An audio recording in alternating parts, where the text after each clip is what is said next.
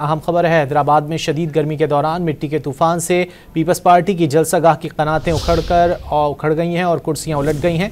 जियालों और पुलिस एहलकारों को शदीद दुश्वारी का सामना करना पड़ रहा है। हैदराबाद में शदीद गर्मी के दौरान मिट्टी के तूफान से पीपल्स पार्टी की जलसागाह की कनातें उखड़ गई हैं और कुर्सियां उलट गई हैं। अहम खबर है, हैदराबाद में शदीद गर्मी के दौरान मिट्टी के तूफान से पीपल्स पार्टी की जलसागाह की कनातें उखड़ गई हैं और कुर्सियां उलट गई हैं।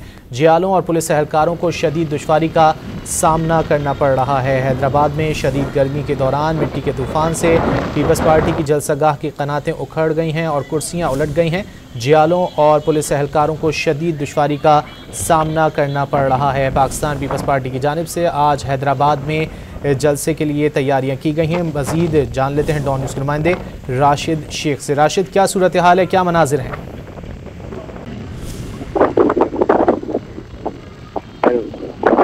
राशिद शेख से रब्ता करने की कोशिश कर रहे हैं। हैदराबाद में शदीद गर्मी के दौरान मिट्टी के तूफान से पीपल्स पार्टी की जलसागाह की कनातें उखड़ गई हैं, जबकि कुर्सियां भी उलट गई हैं। जियालों और पुलिस एहलकारों को शदीद दुश्वारी का सामना करना पड़ रहा है।